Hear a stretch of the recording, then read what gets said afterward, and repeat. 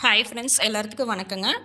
இன்றைக்கி வந்து பார்த்திங்கன்னா கிச்சன் கவுண்டர் டாப் வந்து எப்படி க்ளீன் பண்ணலான்னு பார்க்கலாங்க.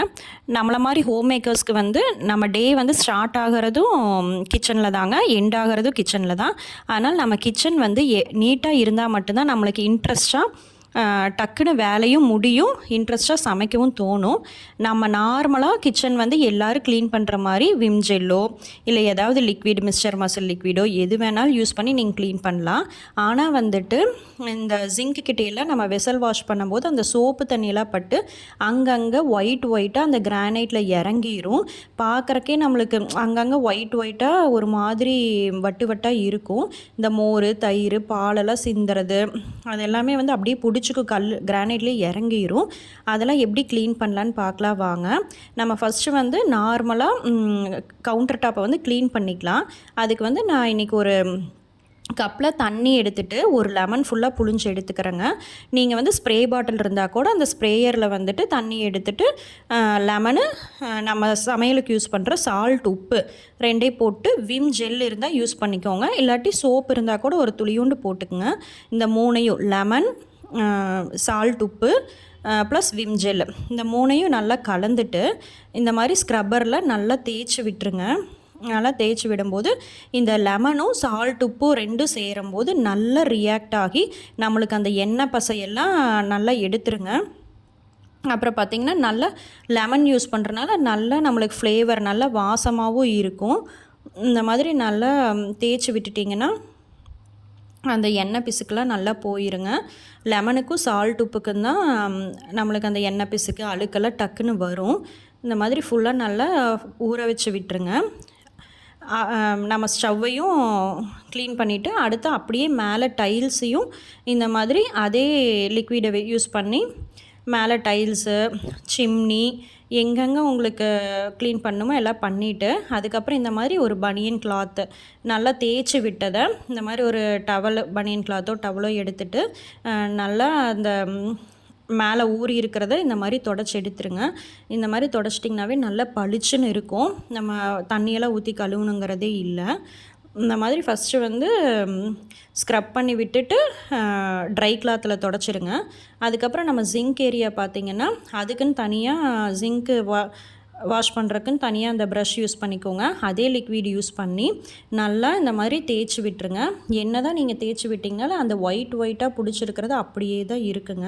அதுக்கு என்ன பண்ணலான்னு பார்க்கலாங்க. நம்ம வந்து ஃபஸ்ட்டு அதுக்கு கோகோனட் ஆயில், நம்ம வீட்டில் இருக்கிற தேங்காய் எண்ணெய் கடையில் வாங்கினாலும் சரி, நம்ம வீட்டில் ஆட்டி வச்சுருந்த தேங்காய் எண்ணெய் எதாக இருந்தாலும் சரிங்க. அதில் வந்துட்டு ஒரு கிளாத் எடுத்துகிட்டு காட்டன் கிளாத்தோ பனியன் கிளாத்தோ எடுத்துகிட்டு அந்த தேங்காய் எண்ணெயில் டிப் பண்ணி நல்லா அந்த துணியில் நனைச்சிட்டு இந்த மாதிரி தேய்ச்சி எடுத்துக்கோங்க.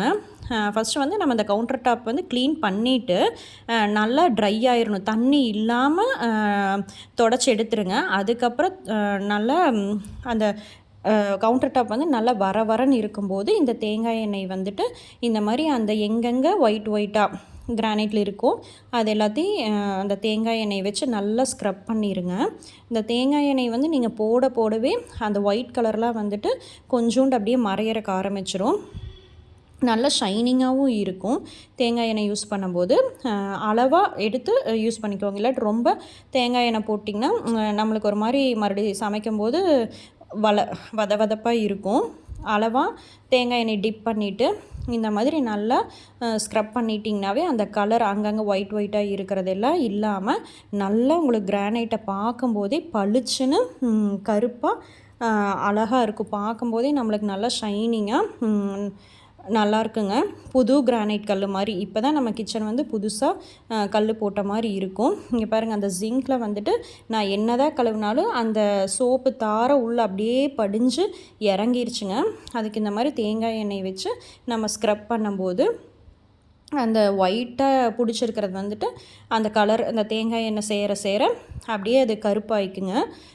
நீங்கள் வந்துட்டு இது வாரத்தில் ஒரு நாளைக்கு பண்ணுங்கள். ஒரு 2 வாரம் தொடர்ந்து பண்ணிங்கனாவே நல்லாவே அந்த ஒயிட்டாக ஜிங்க்லியெல்லாம் அந்த சோப்பு தார ஒயிட்டாக பிடிச்சிருக்கிறது கண்டிப்பாக கருப்பாக மாறிடுங்க. மாதத்தில் ஒரு 2 டைம் பண்ணிங்கன்னா நல்லா சேஞ்ச் ஆயிடும். ஒரு டைம் மட்டும் பண்ணிங்கன்னா கொஞ்சம் ஒரு 2 நாளைக்கு அப்புறம் அங்கங்கே தெரிகிற மாதிரி இருக்கும்.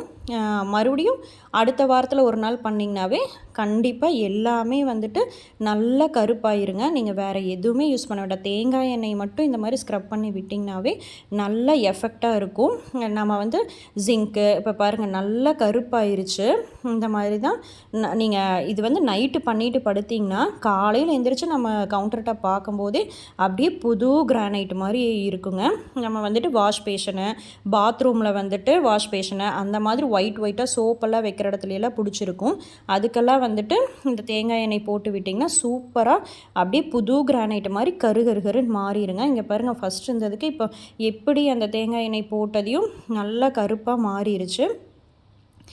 இது வந்து ஒரு பெஸ்ட்டு டிப்புங்க. தேங்காய் எண்ணெய் யூஸ் பண்ணிங்கனாவே நல்லா பளிச்சுன்னு ஷைனிங்காகவும் இருக்கும். நம்மளுக்கும் ரொம்ப திருப்தியாக இருக்கும். சமைக்கிறதுக்கு இன்ட்ரெஸ்டாக இருக்குங்க.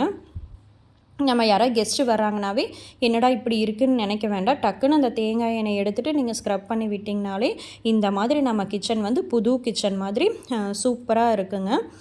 நீங்கள் கண்டிப்பாக ட்ரை பண்ணி பாருங்கள். நம்ம வந்து ஜன்னல்லாம் விண்டோ க்ளீன் பண்ணுறக்கும் நான் கலந்து வச்ச அந்த லிக்விடையும் யூஸ் பண்ணி ஸ்க்ரப் பண்ணி விட்டிங்கனாவே நல்லா அந்த எண்ணெய் பிஸ்கு ஃபுல்லாக எடுத்துருங்க. இந்த மாதிரி கவுண்டர் டாப் வந்து புதுசு போல் மாறிடும். நம்மளுக்கு வந்து ரொம்ப இந்த தேங்காய் எண்ணெய் வந்துட்டு எஃபெக்டிவாக இருக்குங்க. ட்ரை பண்ணி பாருங்கள். எவ்வளோ பெரிய கிச்சனாக இருந்தாலும் 10 நிமிஷத்தில் நம்ம சீக்கிரமாக க்ளீன் பண்ணிடலாங்க. கண்டிப்பாக இந்த மெத்தடை ட்ரை பண்ணி பாருங்கள், யூஸ்ஃபுல்லாக இருக்கும்.